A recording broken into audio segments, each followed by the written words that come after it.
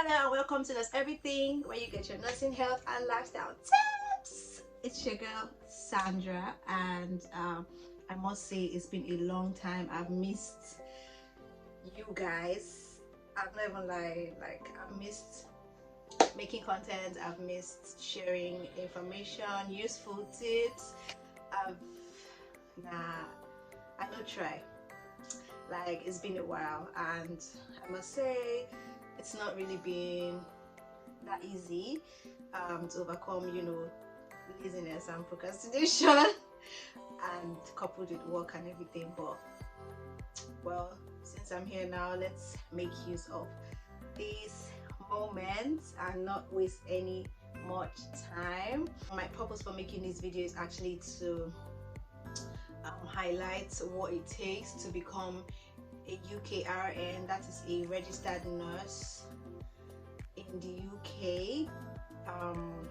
As some of you already know, I moved to the UK in March 2021, so that makes it roughly 7 months that I've been here. So that's a long time for me to have made a video about how to go up about the process. Although I've been answering a lot of questions personally on my Instagram, on my WhatsApp. I actually have a group along with some of my colleagues where we support people and where we share information amongst ourselves. So in a way, I've still been doing what I like, which is helping people and encouraging people to do better and do stuff. But I just feel like I need to make this video so that it's easier and it reaches a lot more people. Before you get employed as a nurse in the UK, there are a set of criteria that you should meet, the minimum. I think most times employers want a nurse that has satisfactory proof of English language, which is the IELTS. And by the way, I have a video highlighting my experience while I did my IELTS, so I think that's very useful. A lot of people have watched it, a lot of people are giving me feedback, and it gladdens my heart, you know what I'm saying? So yeah, if you've not seen that, you can go check it out. If you've not done your IELTS, if you're preparing for your IELTS, although there are some modifications because with time things changed, especially the prices of things. But I think I think the process of the exam, everything is still the same. Most of the criteria, you need proof of English, which can be IELTS or OET, but I have not really talked about OET because I have very limited information about that. Another thing that's needed is CBT pass. So CBT is computer-based tests. We'll talk about that later. And then most of the times they need minimum of 6 months experience, working experience, or 1 year, mostly 1 year, but if you're lucky 6 months, and that's it. I'm going to give a breakdown of the whole process.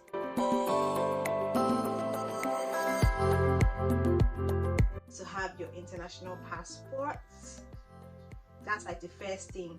You can't do any other thing without having your international passport, because even if you want to write your IELTS, you need your international passport. If you need to write your CBT, you need your international passport. If you need to do anything, so best you start working towards getting one first. The second thing you need to do is to work towards writing your IELTS. You need to register with NMCuk. That's the National Midwifery Council of UK, before you can write your CBT. And then there's IELTS around the corner. So what I say for this one is that most times, because the CBT is not always, it's not really a tough exam, I would say. Most times the challenges comes when IELTS is involved for most people. So some school of thought will say you should try and ace your IELTS first.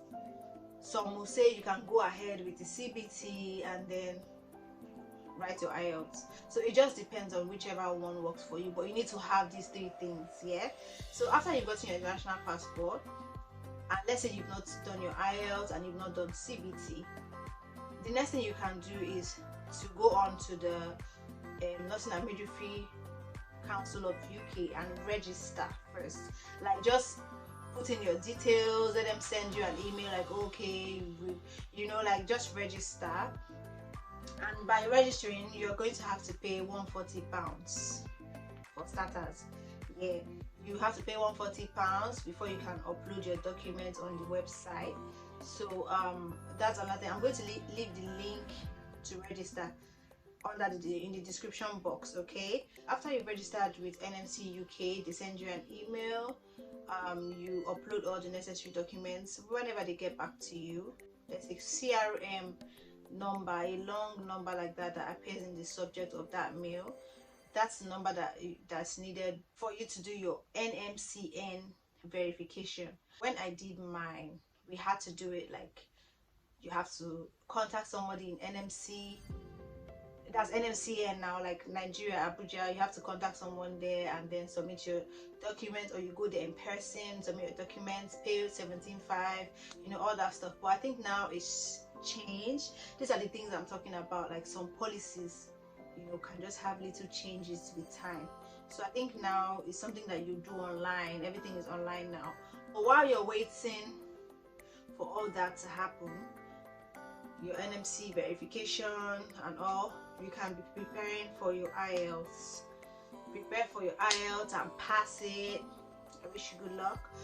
Then whenever you're done with your NMC verification, that's like your ticket to writing your CBT. Okay, CBT is computer based test or exam. The CBT costs around £83, so you have to do the conversion yourself, because I don't know how much it is right now, but it should be like close to like 90-something thousand right now. So after you write your CBT and pass it, that's like basically all that you need. Like, that's like you've actually crossed the biggest bridge for the whole process, because now you have those 3 things I mentioned in the beginning that are like the main criteria for you to be chosen when it comes to like job hunting. So once you have all this, you pass your IELTS, you pass your CBT, and you're basically made, you know. You've done like you've gotten like the barest minimum of everything. So after that, you can now start applying for jobs. When it comes to finding a job now proper, it can be 2 ways. It can be through agencies or directly, that's you applying directly to jobs on Track, on NHS jobs, Indeed, any online job search engine. But the thing is that before now, that's when I did mine, which was like earlier, like 7 months ago, 6 months ago, it was quite seamless. You have agencies reaching out, you know, doing all the work for you, telling you to submit this, do that, do this, do that. But with time, when active recruitment was kind of like stopped, it's not like you don't still find agencies recruiting, but it's not so common anymore. So most times you'd have to apply for jobs yourselves, which is pretty easy. You just search on all those sites I mentioned, and then you see, you look for band 5 jobs, because when you come here, that's like the level you can start from. As a registered nurse, you start from band 5. But most times, because when you come here, you've not done your OSCE yet. Your OSCE is like the second part of the CBT. So because you've not done your OSCE yet, you're kind of like a pre-registration. You're kind of like a pre-registered nurse. So you would have to work as band 4 while you're working towards passing your OSCE. Okay? You already know what OSCE is now. If you're a nurse and you're watching this, you know what OSCE is. Okay?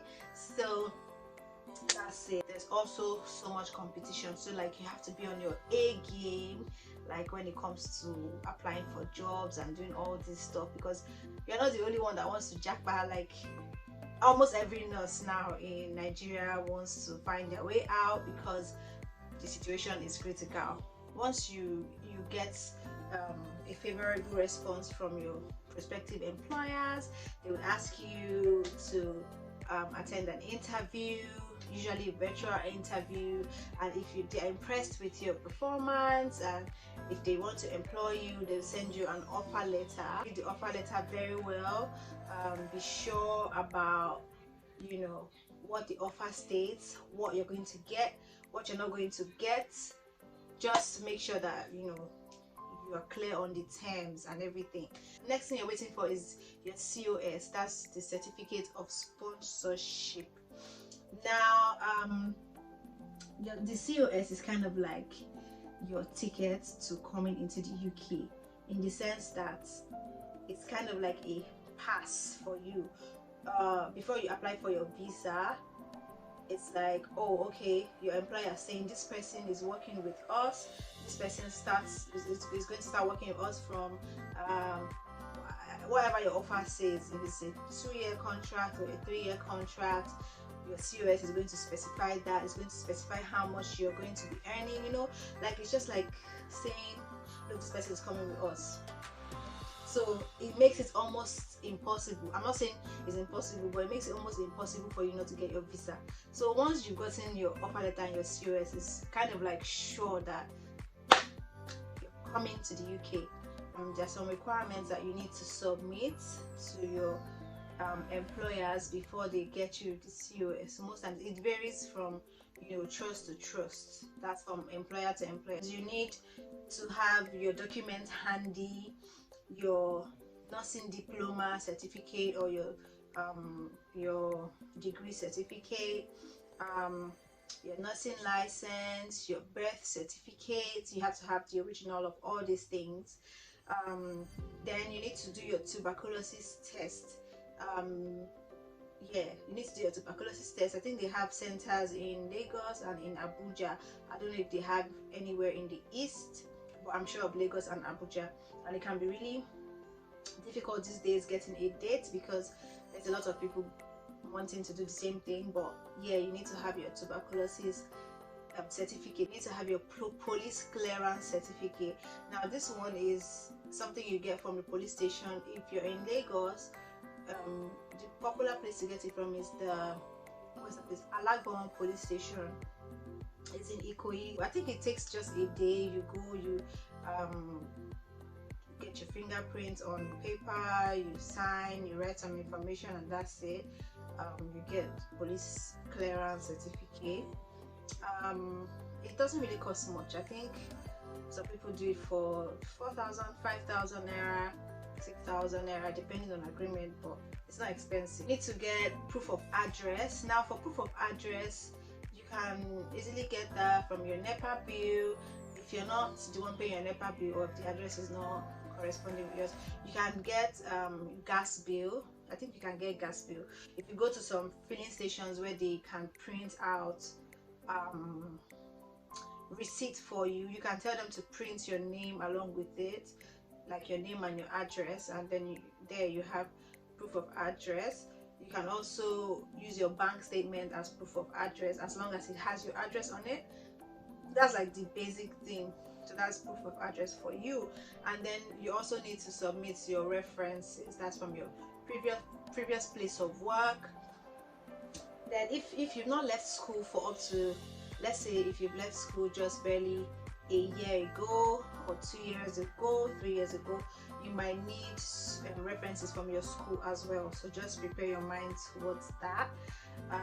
You get reference from your former place of work. So that's like basically what you need. Most employers have like recruitment managers or recruitment officers that handle most of these things. They put you through. You can ask them questions. Always feel free to ask questions if you are confused about anything, because the truth is that nobody wants to waste money, so they don't want to waste money as well.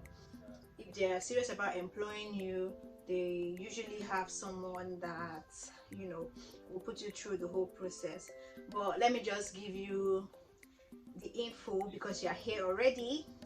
Okay, so for the visa process, they also ask for the same things, most of the things that I've already mentioned. Like you need to have your international passport, your IELTS, you need to have your letter of employment, that's the one that your employers will send to you. You need to have your COS, that's your certificate of sponsorship, that they would have already sent to you, of course. Then if you're married, you need to have your marriage certificate. Everything will be stated when you get to that point, so there's nothing to fear. The thing about this UK process is that it's one of the shortest that I've seen. It's one of the shortest it's one of the shortest and fastest means to leave the country. Some people don't really like UK. They say they prefer to go to the US, or they want to go to Canada. But if you're going to be realistic, if you want to leave Nigeria like ASAP, UK is like kind of like pretty straightforward and fast. So it all depends on you and the research that you've made and the choice that you want to make. But these are like the basic things that I think it entails. If you've not started the process at all, just use this as a guide. I'm not saying that it's 100% correct. You also do your research, but from what I know, this is the basic step-by-step process that you need to follow in order to become a UKRN. And that's it. Thank you for watching. Thank you for watching up until this point. I'm going to try to continue to update you guys and give you guys more information about relocating. If you have any questions about any of the things that I mentioned, any of the processes, you can always hit me up. You can always leave a comment in the comment section below and I will surely answer. You can also reach me on my social media pages, my Instagram, although I don't know what happened to my page anyways, but please consider subscribing to my channel so that you know you get notified whenever I post a new video.